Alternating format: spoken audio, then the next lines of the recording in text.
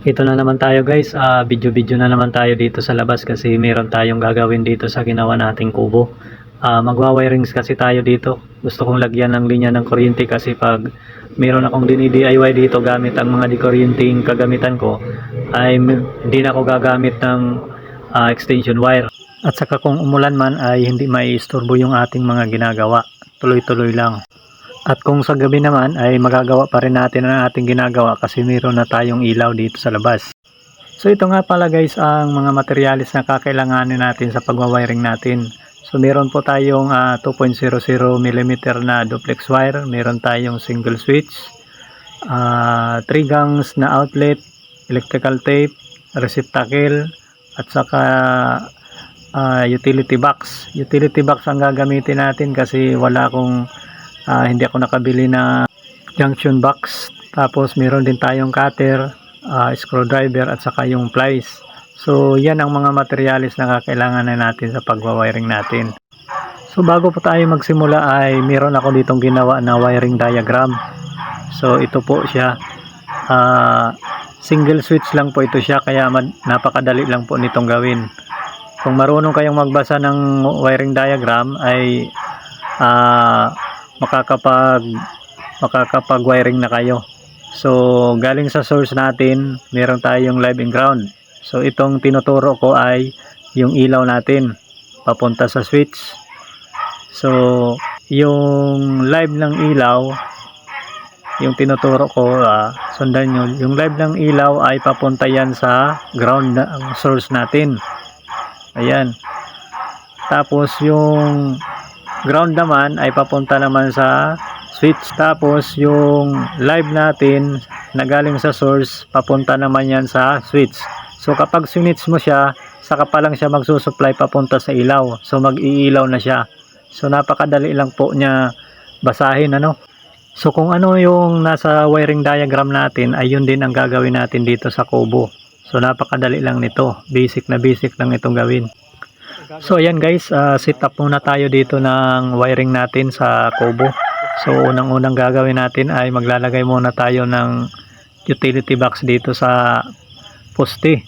Tapos sunod naman natin na ilagay ay yung 3 gangs na outlet, tapos yung switch natin at saka yung receptacle natin. Pagkatapos natin mailagay lahat dyan ay pwede na tayong mag tap doon sa ating source.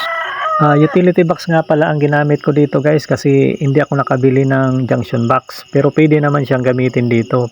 Pero mas maganda talaga na junction box ang gamitin natin kasi may takip siya, at saka yung utility box ay pang concrete talaga yung ginagamit. Ito naman yung receptacle natin, ilalagay muna natin dyan ang ating wire at pagkatapos ay saka natin ilagay doon sa kahoy. Ipipix na natin yan dyan sa kahoy. Pagkatapos ay yung ano naman, yung wire na natin, ipipix na natin dyan sa kahoy gamit ang staple wire. At saka i-connect na natin doon sa utility box. Pagkatapos natin ma-set up yung receptacle natin at yung switch at saka yung outlet natin ay pag-connect-connectin na natin yung mga wire doon sa utility box. At pagkatapos ay itatap na natin doon sa ating source para meron ng supply ng kuryente dito sa kubo natin. Pagkatapos natin makonek lahat ay wag natin kakalimutan lagyan ng electrical tape. O ayan, tapos na natin makonek lahat. So ang susunod na natin na gagawin ay magtatap na tayo sa source natin. Pero bago yan, aakyat muna tayo dun sa kisame kasi doon tayo magtatap sa linya papunta sa tindahan. Pero bago tayo magtap ay kailangan siguraduhin natin na walang kuryente, kaya ginamitan ko siya ng tester. Pero bago ako umakyat dito sa kisame ay sinigurado kong naka-off muna yung circuit breaker na linya papunta sa tindahan para siguradong wala nang dadaloy na kuryente dito sa pagkakabitan natin.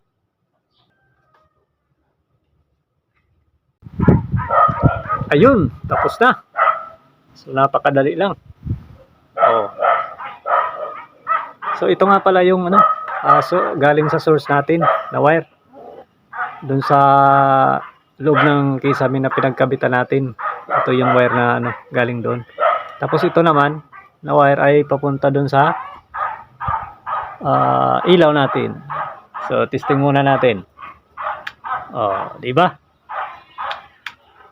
Oh. Tapos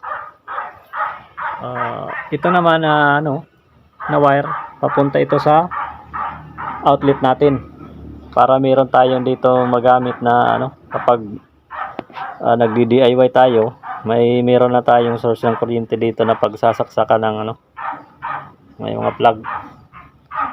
At ito naman yung ating switch. Ito naman yung wire nya papunta dito sa utility box. So ayan na. Ayan na siya. So kapag nakabili ako ng junction box, papalitan ko na lang ito para may takip, para walang problema, hindi siya mabasa. So ayan.